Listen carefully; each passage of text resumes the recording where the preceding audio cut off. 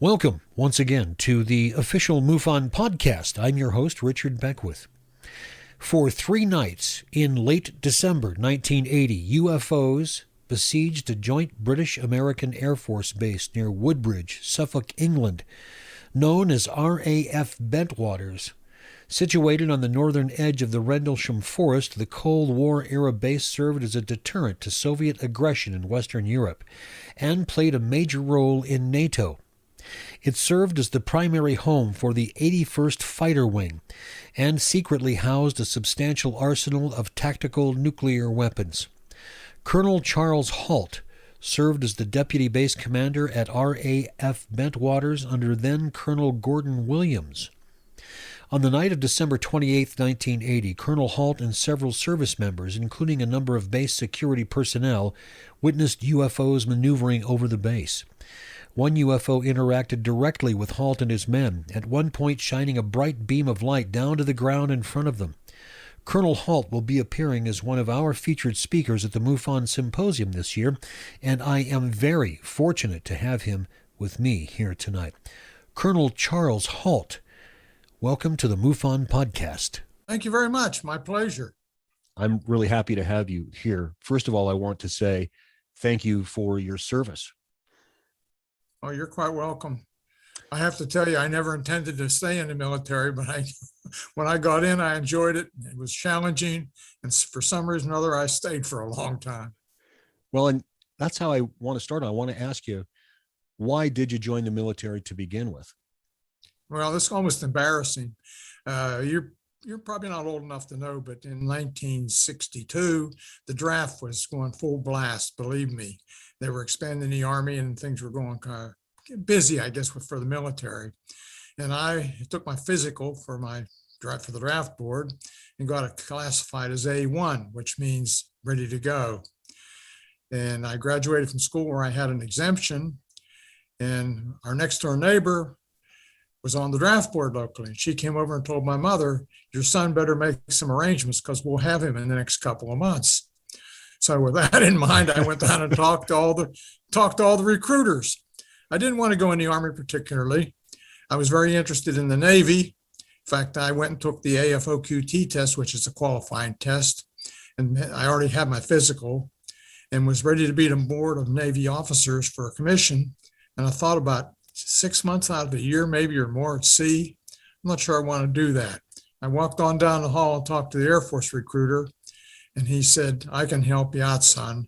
And you've heard that kind of thing before, I'm sure. So he processed all the paperwork, and he said, now this is going to take a little time. We're going to enlist you, and then we'll try and get you into OTS. He said, if you get a big brown envelope from the draft board, do not open it. Bring it to me, and I'll swear you in.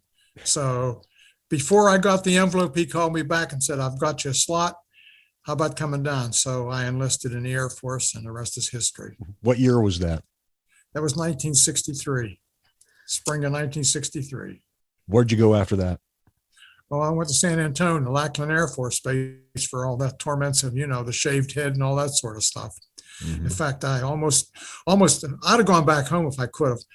The recruiter said, only take your toothbrush. That's all you need. And I wore a nice business suit, and that's all I took with me and a few other odds and ends.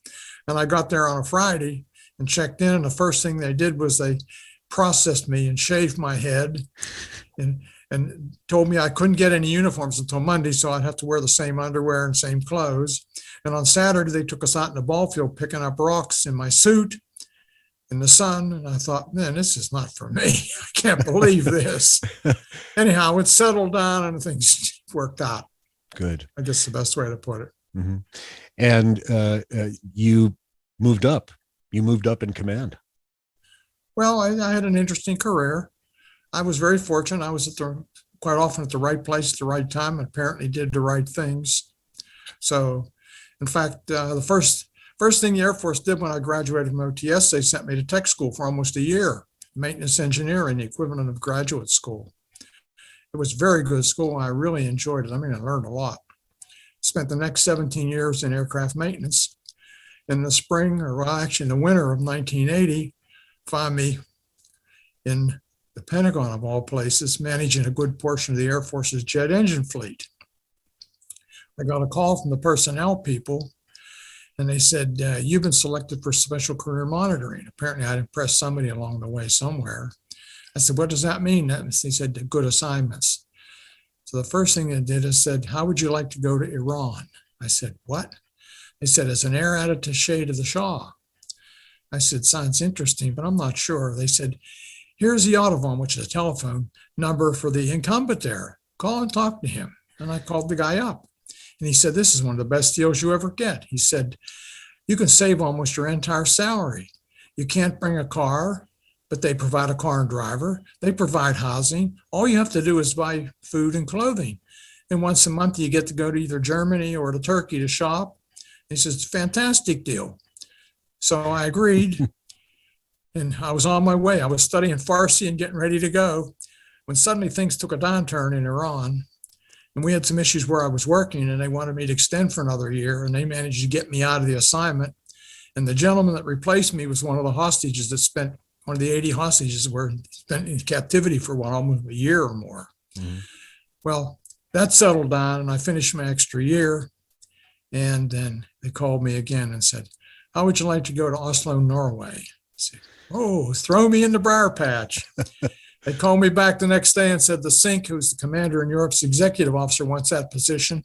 But we've got a good deal, RAF Bentwaters in East Suffolk, England. It's a big operation. How would you like to go as a deputy base commander? So there I was on my way to England. And I never regret it. And you wound up near Suffolk at RAF Bentwaters. RAF Bentwaters, home of the 81st TAC Fighter Wing, the largest tactical fighter wing in the free world. Big operation. 2 bases there, twin base complex, RAF Bentwaters, RAF Woodbridge, separated by the equivalent of National Forest. We called it the Queen Forest, or Rendelsham Forest, as it's known to. It was really a fantastic. To give you an idea of the size and scope, the base population counting civilians and dependents was almost 14,000. It was a small American city. We had everything on the base you could think of. I mean, we had it right there. You didn't have to ever leave the base. But I did all the time. I mean, I would talk rock climbing in Wales and went mountain climbing in Europe and did all sorts of things. But fantastic assignment. I didn't realize they had that many people there. It was a huge operation. It was impressive. I mean, it was quite a spread. Kept one busy. And it was also of tremendous strategic importance to NATO, wasn't it? Well, the concept of operation was if the Eastern Bloc countries, primarily the former Russian, what do you want to call it, empire, had ever decided to move west into Germany, they'd have to come through the Fulda Gap with all their tanks, equipment, and resupply vehicles.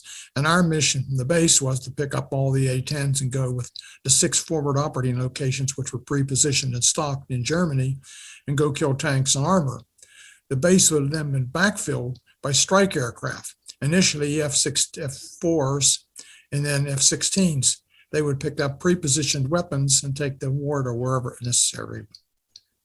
How long were you stationed at RAF Bentwaters? 4 years. There was a tense time in 1980. Keep in mind, the Chinese were shelling the offshore islands of Quemoy and Matsu. The Solidarity was just raising Cain in Poland. The West Germans were having problems with the Red Army faction. They've even had kidnapped an American general, General Dozer. There was just a lot of turmoil. We exercised all the time. You haven't lived till you put on a full chem suit, a flak vest, a steel helmet, and rubber gloves and everything and try and operate. The worst thing is the gas mask would fog up all the time and you couldn't see anything. If you wear glasses now, you put a mask on, you know what I'm talking about. Your glasses fog up all the time. Absolutely. It doesn't do anything but just stop you from seeing what you're doing, and you become functionless essentially. But all in all, it was a fantastic assignment. Very good people to work with, a good mission, very interesting place. And I did have a little bit of time to do some things from time to time. Although most of my days were 15, 16 or more hours. I spent an awful lot of time out on the base because my job required me to know what was going on. While the base commander was busy cutting ribbons, kissing babies, taking dignitaries on tours, I was in the background making sure everything was working, if you know what I mean. Yes, this is General Williams, right? Yeah, General Williams. Well, he was a colonel then. But I spent an awful lot of time, like I say, out in the base. I rode with police patrols most nights for an hour, 2 or 3 or more. I was down in finance. I was at the midnight chow in the dining halls. You name it, I was there. I learned quickly that the colonels were making the big decisions, but the base was being run by the senior NCOs. Mm-hmm. So let's go to December of 1980, and I believe it was the 28th, and you were at Christmas dinner or holiday. New Yeah, Year's. well, actually, it started before that. It started the night or the morning of the 26th of December.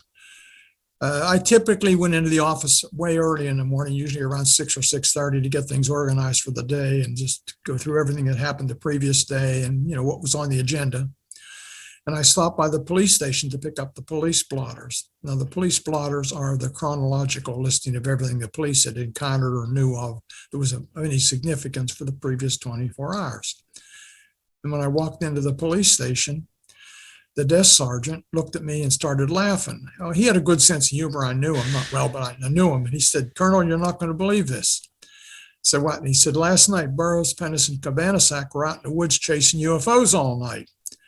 And the lieutenant, who was the on-duty senior police officer, said, "Don't put anything in a police blotter." I said, "What?" I thought it was a joke at first. I said, "Oh, come on." He said, "No, seriously." I said, "What do you know?" He said, "All I know is they thought there was a downed aircraft and they had encountered something funny out in the forest." He said, "I checked everywhere. When they called me and said they thought they had a downed aircraft off the base, I checked with the air traffic controllers. I checked with London Heathrow. I checked with Eastern Radar, who handled civilian traffic. I checked with RAF Wattisham, who handled the air defense for our sector. And they all said the same thing: nothing flying, nothing active, nothing reported down. In fact, the only thing I could find anywhere was Heathrow said they had a couple of flights over the North Sea coming in from the States, but that was way off, far from us." So I said, "Well, you've got to put something in the blotter." So he put something, actually, in the blotter, something to the effect that they saw some lights, investigated, and didn't say too awful much. Just an entry. I said, "You have to put something in the blotter in case we need to reference it sometime." So I picked up the blotters and I took them up to the office. Every morning, the senior officers all got together, I think it was 7 o'clock, and went over activities for the day and anything of significance. And of course, Colonel Williams had read the blotter and he said, "What's this stuff about UFOs or lights in the forest?" I said, "I don't think it's any significant thing. It's just they saw something and investigated, but they didn't find anything that I know of." And we kind of put it aside. Well, as the day wore on, I realized all the cops were looking at the sky, looking for UFOs, and the grapevine was very active in the police squadron, believe me. But there wasn't a whole lot I could do about it, but I was concerned. What was your view about UFOs generally at that time? Did you even have an opinion? Had you ever even heard of flying saucers or UFOs? My actual knowledge of UFOs was nil. I can remember one thing in my life, and that was when I was somewhere around, I'm just 12 or 13 years old. Our local church had a rummage sale, and I got tasked with carrying the boxes of stuff into the church hall, to set things up for the ladies. I was sort of like the hired hand. And there was a box of books, and I was an avid reader. And I picked out 3 or 4 good books that looked interesting to me, and one of them was on UFOs. I vaguely remember that. But I read it and put it back down, and I never thought about UFOs after that. I mean, I was too busy doing other things. UFOs were the last thing in my mind. Well, and of course, at that time, the Air Force just really didn't have time to deal with that. You had more important things to worry about. You had to worry about the Russians. And so we were busy. Right. Like I say, even after the incident with the blotter, I really didn't think about UFOs. I thought, there was some strange thing. It was light reflection, who knows what. But I had thought there was an explanation. Mm-hmm. I really did. Something happened the following night, which I didn't learn about until, 15 or 20 years later, when people started retiring and talking. Apparently, the on-duty flight lieutenant that was on there on the night of the 26th to the morning of the 27th had an incident and had a nervous breakdown and was out. She apparently had some kind of an encounter. Some lights were seen in the forest, and she went out to investigate, and something happened to her. I really don't know the details. It's taken me years to chase her down, but she won't talk. So I don't know. However, the following night, which would be the third night, we were having a year-end get-together for the combat support group officers. All 42 officers, except the cop that was on duty and their significant others, got together for a covered dish, sort of end-of-the-year celebration, recognize people, give everybody a little pep talk, and work on the morale a little bit. And we just finished dinner when the on-duty flight lieutenant, Lieutenant Bruce England, came in. Now, he was white as a sheet. Now, Bruce was not a typical second lieutenant. Bruce had been in the Marine Corps for 4 years, got out, got a degree, came in the Air Force and was commissioned. He was a pretty seasoned guy, if you know what I mean. He was not some little kid right off the street. He'd been around. He'd been around a while. Yeah. He wasn't the kind of guy to get excited easy or to, you couldn't take advantage of him. He was pretty smart. Yeah. And he came into the club and said to me, he said, "You and I and the base commander need to talk." I said, "What's going on?" He said, "It's back." I said, "What's back?" He said, "The UFO's back." Well, Conrad was there and we looked at each other in disbelief. I said, what do you mean? He said, "Well, we saw some lights off base. We went off base and the guy saw something." I said, "Oh, come on." He said, "What were you doing off base?" He said, "Well, we thought there was something in the forest that we needed to investigate." So Conrad was going to make a speech and give some presentations and whatnot. So he and I discussed it and it was decided I would go out and put this thing to rest. So I went to the chief of police who was there, Mel Zickler, and I said, "Mel, who's your senior NCO on duty?" He said, "Well, Master Sergeant Bobby Ball." I said, "I knew Sergeant Ball, a very competent individual." I said, "Have him come by the house and pick me up in about 20 or 30 minutes. I'll go home and change clothes." I mean, I was wearing a suit. Then I went to Sue Jones, Captain Sue Jones, who ran disaster preparedness, and said, "Who's your standby person? Who's on call?" And she said, "Sergeant Nevels." I knew Nevels. He was an interesting person, to put it mildly, but he did have a camera and had a great deal of experience with photography, and he had a good Nikon F2 camera. I had one too, so he and I had a little bit in common. I knew about it. I said to her, "Get a hold of him and have him meet me at your office in about 40 minutes. I want him to go out in the forest with us. We're going to go out and put this thing to rest." So I went home and changed clothes, and Bobby Ball came by and Lieutenant England came by in a Jeep. There was one other person, I didn't remember who it was at the time, in the back of the Jeep, and the four of us piled in the Jeep. And then the first thing he said is, "We're almost out of gas." So we had to go to the base gas station. And when we got to the gas station, there were two NF2 light alls. That's some motor generators with the big fluorescent lights on them. They've been out in the forest and were having problems. And the cops that took them into the gas station were fussing with the operator there, saying they're out of gas. And the operator kept telling them they're full of gas. I can't put any more gas in them. There's some other issue. And they were arguing. And I finally told them, "Pack it in, put gas in the Jeep and get out of the way." We crossed the base, crossed the runway, went out of the back gate, Bentwaters, went to Woodbridge, out the east gate. And he took me out into the forest. Lo and behold, there's 10 or 15 cops out there, 2 or 3 vehicles towing light alls. And I thought, "Oh my God, what are we doing off base in the middle of the night?" I said, "This is a public relations disaster just waiting to happen."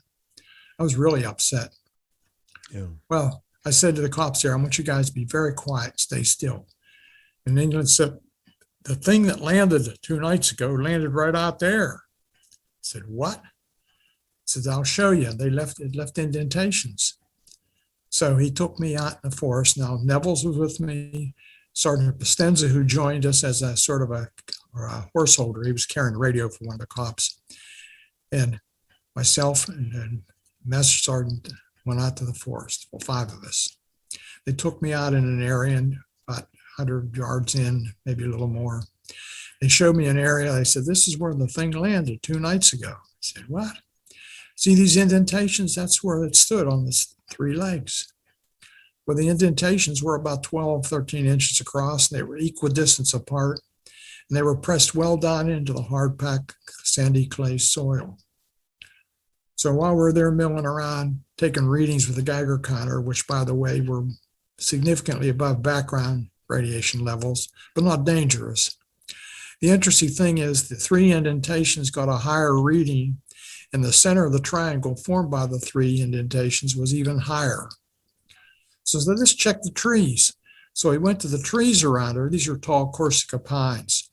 They had a tall canopy, but there were very few low branches. You could see right through them. And the trees had chop marks and burn marks on them. The chop marks probably were from the Forest Service people marking trees, but the rubber burn marks were different. They were about shoulder height and on the trees around. We took the Geiger counter and held it on the inside toward the indentations and got a higher reading than we did on the back side of the trees. I said, wow, this is really interesting. How do you explain this? And while we're milling around making by the way, I have my little recorder with me, a little linear cassette recorder I carried everywhere. That's one of the most compelling bits of audio that I've ever listened to in my life. I've listened to that recording over and over again, and we're going to talk about that in a little while, because I think that there were a lot of things going through your mind as you're making this recording. Well, I don't think I had, but maybe another tape. I don't think so. But anyhow, it's limited in how much time it has on the tape recorder, the capacity of the reel. So I only turned it on whenever I had something to say. I didn't keep it running the whole time. People said, well, you were out there for 3 or 4 hours. Why didn't you, where's the rest of the tape? I said, because I just turned it off and on. And whenever there was something to say or something happened. Anyhow, while we're milling around and I'm making some notes on the tape recorder, one of the persons in the party, I think it was Bruce England, looked out and said, look out there in the farmer's field. There's something out there, some glowing red object. I said, what? We looked out in the field and definitely we could see a glowing red object about the size of a large basketball or beach ball, but it wasn't completely round. It was more oval than it was round, and it had sort of a dark center, and it appeared to be shedding either sparks or something like molten metal, like slag coming off of it. We watched it for a couple of minutes and it moved about. We watched and got concerned. I thought, I'm seeing ball lightning. I've never seen it before. It actually came into the forest itself, moved horizontally through the trees, bobbing up and down, avoiding the trees. So this thing's under intelligent control. It's avoiding the trees. You would expect it to hit the trees or something. It avoided the trees. Let's try and get close to it. So we tried to move up close to it. And as we got up near it, it went back out into the farmer's field. We stopped at the edge of the forest. There's an old rusty barbed wire fence there. We stood there, watched for a minute or two, and all of a sudden it silently exploded into 5 white objects like fireworks, and it disappeared. It did that silently. There was no noise. The whole time we were watching it while it was in the field, the farmer's house looked like it was on fire. The farmer's house was directly across from it and had rows of windows across the bottom and on the second floor. And you could see the reflection. I thought, wow, I wouldn't want to be in that house that was bright. I swear it was on fire. The whole time we could see the lighthouse off to the right, about 30 degrees off to the right. And that was a big issue for the skeptics later, the so-called skeptics, right? James McGahey, those guys that said it was, you guys were just watching the Orford Ness lighthouse. We could see the lighthouse. Yeah. In fact, years later, I got involved with Keith Simmons, who was the lighthouse keeper. And he said, let me tell you something about the lighthouse. He said, first of all, it's automated. He said, I have 4 or 5 lighthouses. The days of the old lighthouse keeper being there all night and all day, they're gone. It's automated. He said, but it has 3 lenses, a red, a green, and white lens, clear lens. He said, you could not see the green and the red from land. It's focused out to sea. It's a navigational light. So he said, if you saw a red light, you didn't see the lighthouse unless you were out at sea. Besides, did you ever see a lighthouse move through the forest? You ever see a lighthouse explode? I don't think anyone ever has. And I don't think you did. No. Well, this time I'm really getting nervous and upset. Nobody's ever going to believe this. Why did I ever come out here? I mean, this is phenomenal. I said, it can't be. I wasn't thinking UFOs. I was thinking there's got to be some explanation for this. But I couldn't think of anything. I'm thinking an air inversion, a reflection off something, some kind of a strange light. Oh, gosh, I don't know.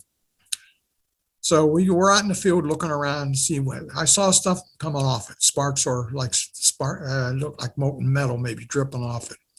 So we went out in the field and we're looking for any evidence. I said, well, something had to be on the ground. Maybe it burnt the grass or whatever. We couldn't find anything. The only thing we found were cow pies. The cows had been out there earlier, obviously. And while we're out there milling around looking for something on the ground, somebody said, look up in the sky. There's multiple objects to the north. They're elliptical. They look like Cherokee moons, but they have multicolored lights, and they're moving together in synchronization, as though they're flying in a formation or doing a grid search. We watched them for a few minutes, and they turned from elliptical to full circles while we're watching. Now, it could be the way they turned when we first looked at them. I don't know. So, wow, this is something else. I said, let's move further out in the field past the farmhouse so we can get a better look at things. And we moved past the farmhouse, which was silent and dark. Thank goodness. We get out in the field on the other side. We look up and there are two bright white lights, almost blinding to the south, way out 2,000 or 3,000 feet in elevation. We're watching them for a few minutes, and one of them suddenly comes overhead at very high speed. I mean, zoom, right overhead, stops. And it was so bright we couldn't see a shape. And it sends down the equivalent of a laser beam right by our feet, about 10 feet away. The beam was about, I don't know, a foot in diameter, maybe a little more, a little less, but it was very focused. And I can actually see the dust particles in it. I remember that distinctly. You know, if you take a flashlight in a dusty environment, sometimes you can see the particles. Yes. And just as suddenly as it appeared, like a light switch, clicked it off, it was gone. The object then moved back to the south and moved over Bentwater's base and was sending down beams there. And from the chatter on the police radios, because we had 3 different radio frequencies with us, I had the command net to the command post. One of the cops had the police security net, and one had the law enforcement net. And we could hear the chatter on the security net that the guys in the weapons storage area were seeing beams too, which this is getting scary. The whole time I'm calling the command post repeatedly saying, when we saw the objects to the north, the multicolored objects, I said, have Eastern Radar, who's the closest radar we had in the tower, look, see what they can see. They keep telling me they didn't see anything. Well, years later, I learned they did, but nobody wanted to admit it.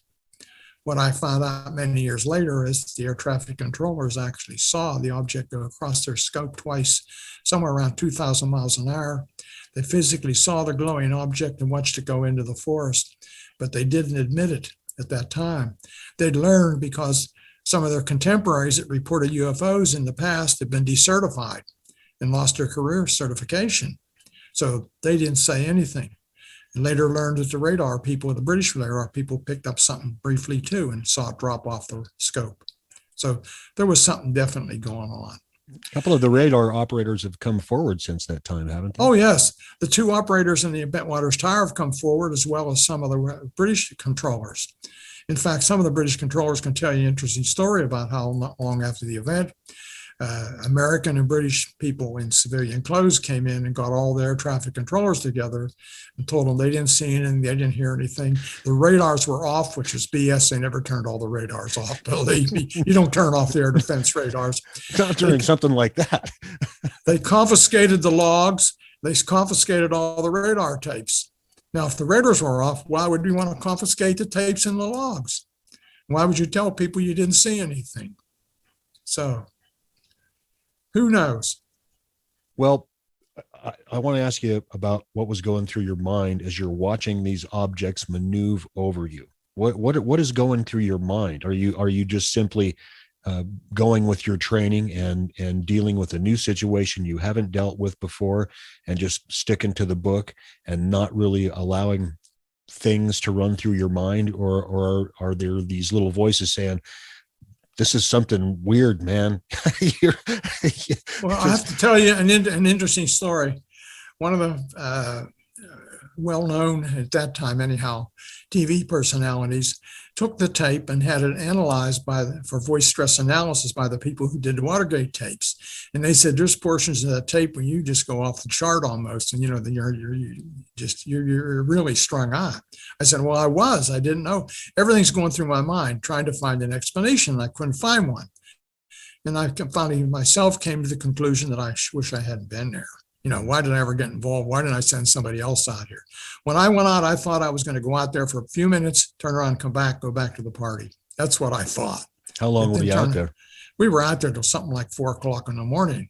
Well, some of the times I put times on the tape a few different places. I came home. Well, actually what happened, we were out there so long, nobody seemed to be caring. I mean, the command post isn't getting excited. None of the other senior officers, especially Williams, are getting there because they could hear my radio transmissions. Williams never turned his radio off, I swear. Nobody seems interested. And I can't explain this thing. I said, enough's enough. When we crossed past the farmer's house, we all stepped into a small stream and got wet up to almost to our waist. Temperatures around 32 degrees. The wind's blowing off the coast. It was, it was a miserable night. It's December. I said, we're all tired, wet, cold, and hungry. I said, let's pack it in and go home. So we went back home. I went home, took a shower, had a little bit of something to eat, I think. I couldn't sleep. So I decided to go in the office.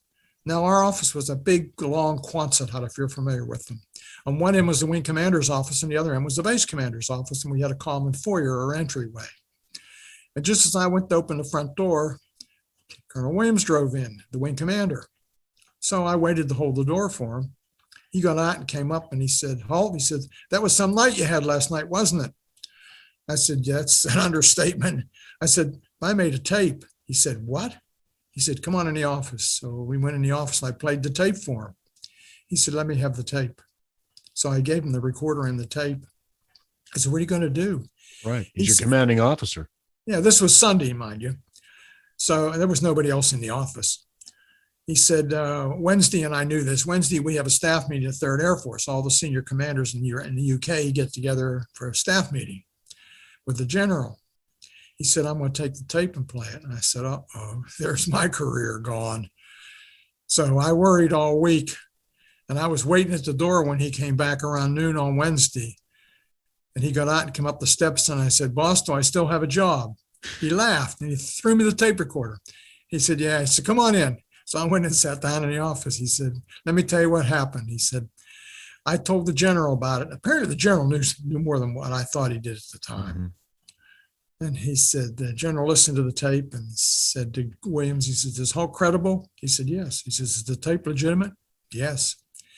He said, staff, what do we do? Well, nobody spoke. So the general in his infinite wisdom said, well, it happened off the base. It's a British affair, case closed. So I said to Williams, well, do we do anything else? He said, no. He said, when Squadron in the Morning gets back, he was in Wales for a Christmas holiday. That was his ancestral home. When he gets back, get with him and drop it in his lap. So I had to wait almost 2 weeks for him to come back. When he came back, I was over there right away. And I told him what happened, and he almost went into shock. He said, oh, he made a whole bunch of phone calls, and I don't know what all he did privately.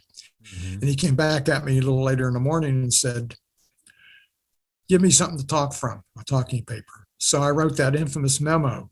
It was never supposed to go anywhere. It wasn't even supposed to go to the MOD. It was supposed to be for him. So he had something he could say, here's what happened. Well, you and I both know what happened. Yes. There's a long story with how it got out, but it got out. And unfortunately, the day it hit the press, I met BBC One, BBC Two, ITV, German TV, Japanese TV, Radio Orwell, and 1,000 other people I'd never heard of before. I had to go into hiding almost. So, wow, it was quite an ordeal. It was quite an ordeal. Not just what happened that night, but a lot of the things that happened afterwards. Not just to you, but some of the other folks. Well, see, I brought everybody in not long after that, but unbeknownst to me, before I brought them in, they had been, how shall I say, debriefed with drugs and hypnosis, 4 or 5 or more of them. That was the subject I wanted to touch on with you, because this is AFOSI that came in, right? Well, I'm not really sure it was OSI. It was the OSI office where it was done, but I'm sure it was this certain other 3-letter agency that starts with a C. Interesting story. I just found out here this year that the CIA, how you want to call it, liaison to the White House, a very well-placed guy who's into everything, you name it, from remote viewing to whatever, had my memo on his desk the day after. Now, the memo was typed in the office by my secretary on a select typewriter, the old-fashioned things with a little element. Yes. It was the only thing we had was a carbon paper, or the manifold as we called it. We didn't even have it. The original Ted Conrad, the base commander, took it down to Williams after I wrote it and had it typed. Came back and said, okay, I didn't keep an office copy. I didn't want anything to do with it. I gave the original to Don Moreland. That was it. So if it got to the CIA the next day, Williams had to do it, or somebody in his office. I talked to his exec years later about it. His exec didn't know anything about it. He's a good friend of mine. So it was done directly, probably to the OSI, and from the OSI to the CIA to, boom, the Langley. So let's get back to what you were saying about the individuals who you believe were perhaps subject, when they were debriefed, were perhaps subject to being injected with drugs. Probably sodium amyral, maybe sodium pentothal. I don't know. I wasn't there. They're not. Several of them aren't even really sure what happened. The only one that clearly remembers what happened is Peniston claims he definitely remembers them asking before they gave him the injection. But they didn't tell me this until we were all long gone from Bentwaters. Mm-hmm. I called them in. It's 3 or 4 days later, because what happened after the first night, the flight that was on was sea flight. They went on break for 3 days. So it happened Friday night with them. They didn't come back until Tuesday or Wednesday, depending on which shift they went on. So they weren't available, if you know what I mean. They were gone. They've gone. The Burroughs and Peniston lived in Ipswich, which was 10 or 15 miles away. And I didn't bring them back on the base. I brought them back well after that. But in the meantime, unbeknownst to me, like I say, they've been taken to the OSI office and worked on, so to speak. I asked them to give me statements. They did. I'm not sure how much you can believe those statements, because they were made after or by the agencies that debriefed them. For instance, Cabanas couldn't type, but his statement, he brought it to me, was already typed. And then he later admitted that it was given to him. Here's what you're supposed to say. Hint that it was a lighthouse. So the statements aren't worth a whole awful lot, except perhaps the drawings maybe. Mm-hmm. But wouldn't you say that it appeared that the purpose of that was to, I call it peeing in the pool, to muddy the waters, obscure, so that maybe produce even perhaps some false memories that could be easily disproven, simply in order to muddy the waters and make things less believable? Well, it really gets convoluted, because you're right. There's some very, very skillful people that use disinformation to cloudy things up. What better way? If you can't deny an event, what you do is you make it so ridiculous and so far out that, everybody's going to laugh and say, ha, ha, ha.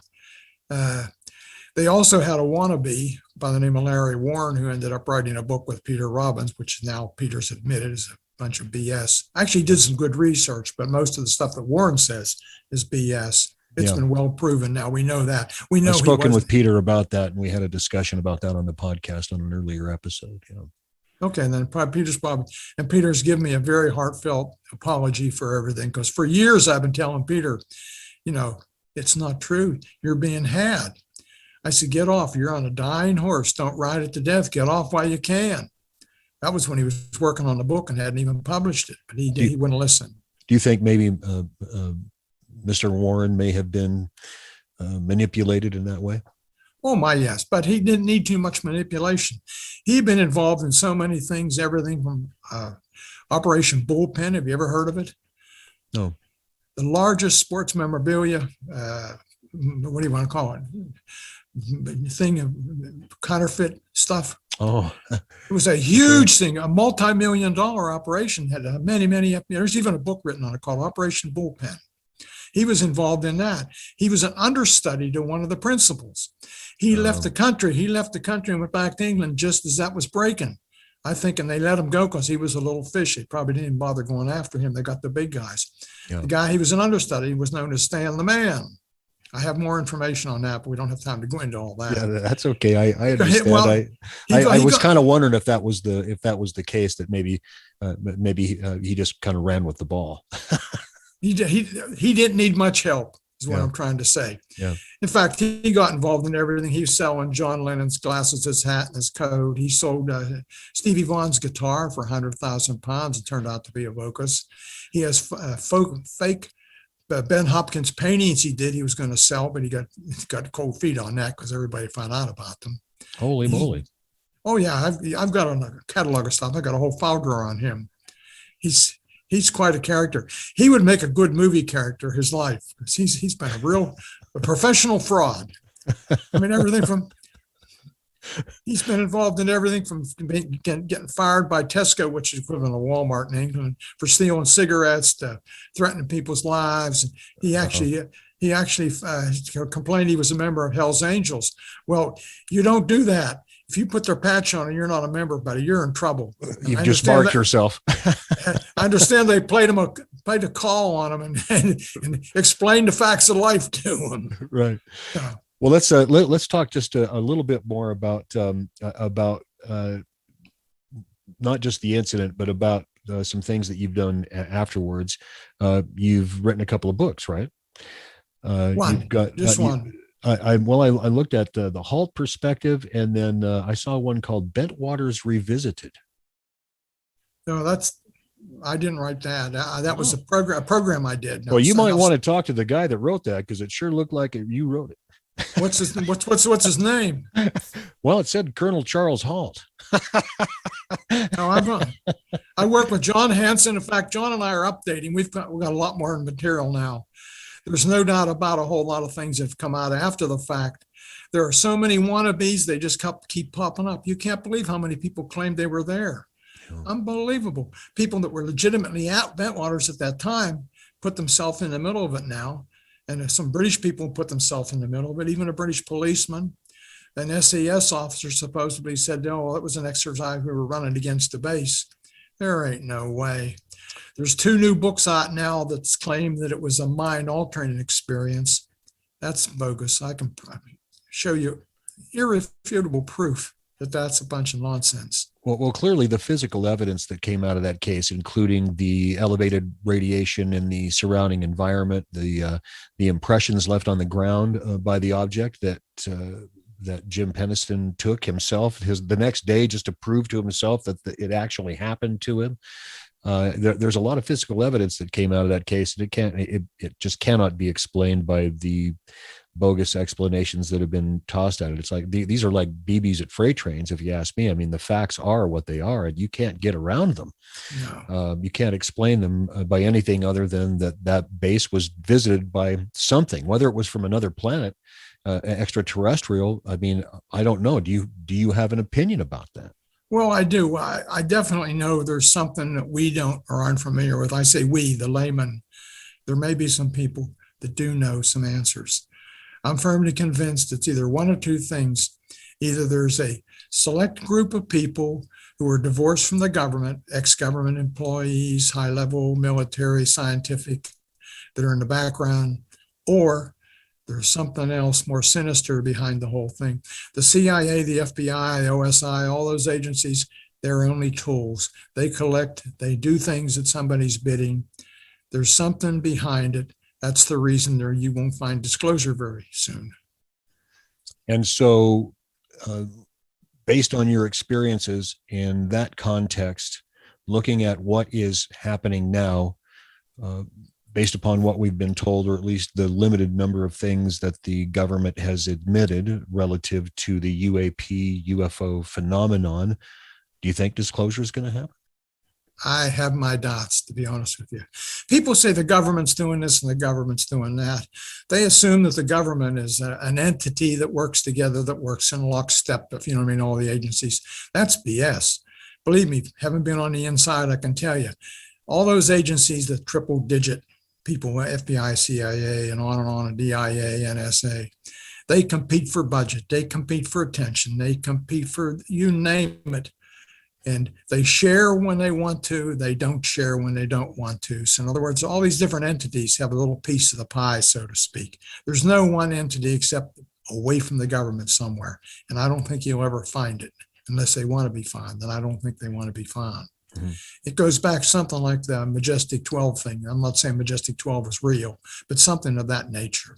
Yeah, we don't necessarily want to say that we know for sure that Majestic 12 was real, but I think it certainly goes without saying that there had to be some kind of, it has to be some kind of, it's still an organization that has the ability to operate in the manner in which you're speaking. They have to be able to operate in secret, and they have to be able to sort of operate above the fray, so to speak, and are probably the ones pulling the strings. I suspect, and maybe you have an opinion about this, but I suspect that there are, of course, private interests involved. Oh my, yes. Oh my, yes. I would look to companies like Lockheed. I would look to companies like EG&G. Yeah, there's Bigelow. There's a whole lot of people that may have a piece of the pie, but something else is behind the whole thing. There's something, and we assume it's something humanoid or whatever. It could be something that's we don't even understand. It could be more spiritual. Who knows? Mm-hmm. We do know that these things can change size, change shape, change color, do phenomenal things, appear on radar, disappear on radar. They may even tie into things like people claim they see strange animals, a big wolf-like dog, Bigfoot. They may even tie into some of that stuff.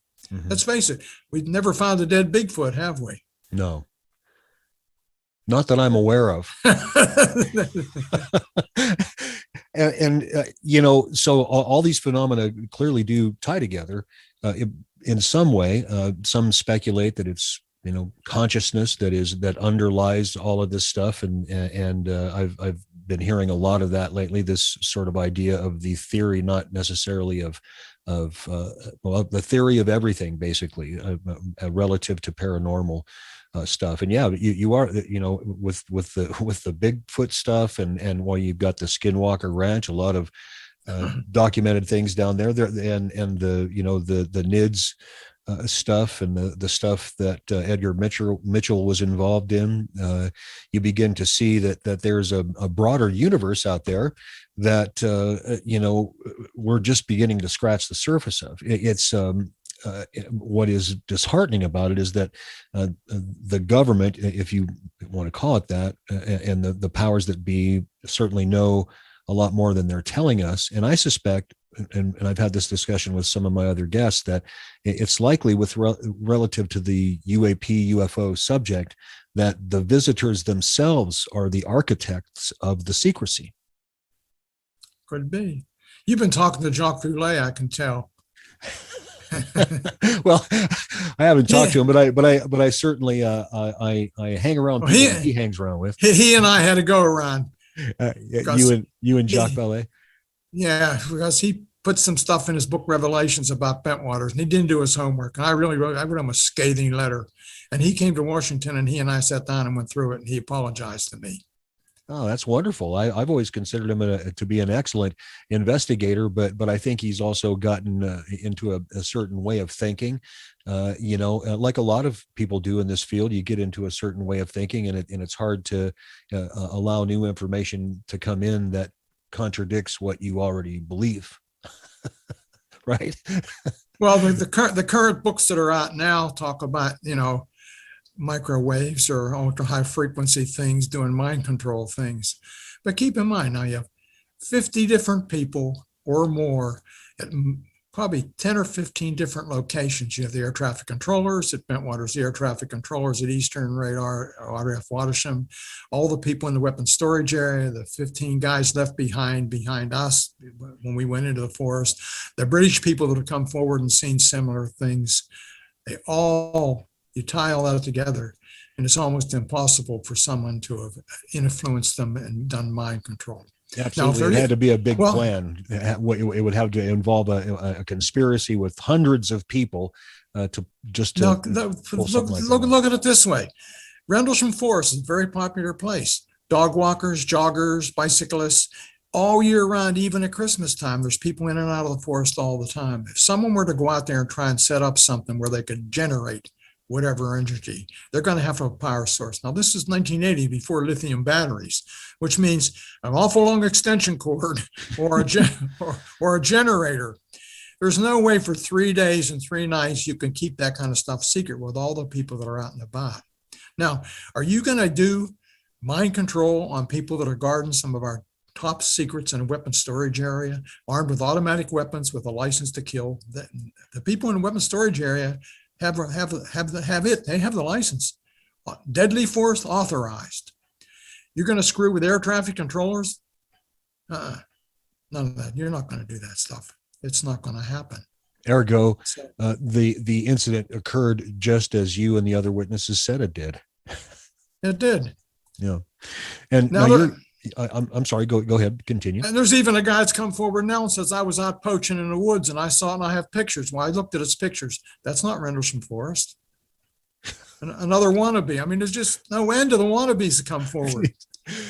Now, you're going to be talking this summer at the MUFON Symposium. And can you tell us about what you're going to talk about? Now, you don't necessarily need to do your whole talk, but what are you going to talk about this summer? Because I think we're looking forward this summer to some big things happening, maybe some more information coming out. And so I'm kind of wondering what you're going to tell us. Well, there'll be a lot of people there that don't know the whole story, and when you put it out. So I'm going to have to walk through for the first portion of my talk, basically what happened. I have to abbreviate it a little bit probably, and there'll be a lot of questions come out of that, I know. But I want to talk about all the nonsense that's come out, believe me, and explain, why this is not right.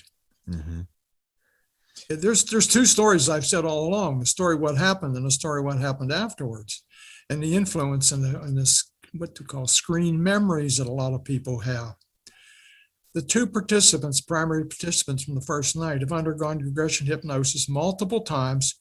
Guess what? Trying to find out what happened. Mm-hmm. And they don't really know for sure. I'm firmly convinced. And that's no disrespect to them. They were screwed up. They've never been the same. I knew Jim Pennison very well. I spent an untold number of hours cooped up in the command post on our exercises. And he was always the cop liaison. So in other words, he was right there in the room with me for hours and hours and hours and hours, more times than I can count. And he was very, very good at what he did. He's not the same. Mm-hmm. Well, it messed with those guys, not just emotionally, but also physically. They've had some physical difficulties, anomalies that have arisen, cardiac issues and so forth, right? Well, yeah, maybe, I don't know. I can't say it, I'm not a doctor, and even the doctor can't say for sure, I don't think. Some of the doctors, including a very well-placed one with the CIA, think it's related to the incident, and it could be. But I did write a very, very lengthy letter to the Veterans Administration on behalf of Jim and John, trying to help them get, and they did a lot of work. They hired an attorney and went after the VA and everybody imaginable. They got several well-placed people involved. And Gordon Williams wrote a letter to the Chief of Staff of the Air Force asking for help for them. And I think what the VA did, not to admit that there was something happened, but to get them off their back and to just get this thing go away. He got too much on them. Mm-hmm. Colonel Halt, if there was one thing that you want people to know that you have learned and that you want to share with humanity generally, that comes to you as a result of your experience or your experiences relative to this subject, is there one thing that you would want people to know, that the information that is most important? Well, the most important thing is something significant happened, but the problem is I can't explain it. And that's very, very frustrating. But if you ever have an opportunity to get involved, and I warn you, it's like a tar baby. Once you touch it, you got it. You can't get away from it. And it's been a real problem for most of the people that were involved, because they can't divorce this from their normal life. I've learned to just put it on the shelf. Unless somebody such as yourself contacts me, I don't worry about it. I can't do anything. I can't change it. It's there. It happened. Yeah. It's not going to go away. Yeah. So, and once you come to grips with this topic and what it means to all of us, you start to see the world in a completely different way, and you could never go back to the way you looked at it before. There's no doubt in my mind we aren't alone. Now, what it is, I can't tell you. I know there's something there. I can tell you that for a fact. There's no doubt about it. I've talked to enough people, sincere people that have had experience, I'm sure you have too, that you know there's something there, there's something to it. Now, probably 70, 80, 90% of what's reported as UFOs, UAPs, or whatever can be explained, but there's significant amount of stuff that cannot be explained by any rational person. Yeah. Colonel Halt, thank you very much for joining me today. I can't tell you how much I appreciate it. Well, you're quite welcome. It's my pleasure. I look forward to seeing you at the symposium. The powers that be are going to make me set up a booth for the MUFON podcast. So please come by our booth and say hi. Oh, I'll definitely do that. I'm looking forward to it. I'm looking forward to seeing and meeting you in person. It's been a good talk. I really appreciate you being here today.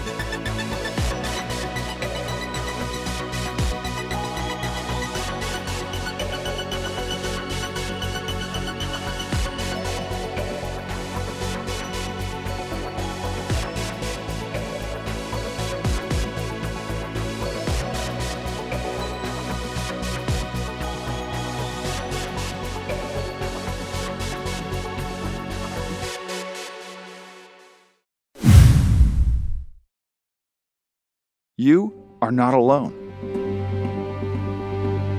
Thousands of people all over the world have sightings of UFOs per month. MUFON is the place to report them. Since 1969, MUFON has been investigating UFO reports and providing this information to the public. Our aim is the scientific study of UFOs for the benefit of humanity.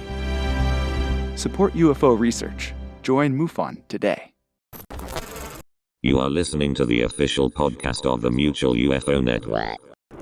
Individuals charged by the United States government with protecting America's nuclear arsenal must be of the highest character and capable of bearing the greatest responsibility any human being can be expected to bear, that of the safety of their fellow citizens, and indeed, even the safety of humanity itself. When individuals of this caliber are placed in these positions, there is no room to question their loyalty to their country or their deep commitment to honor and duty. Colonel Charles Halt is one such individual, but he is certainly not alone in his commitment to the truth, and in particular the truth about the UFO-UAP phenomenon. If the United States government can trust women and men like Colonel Halt to keep us safe, guarding our nuclear weapons, then we, you and I, can trust them as well.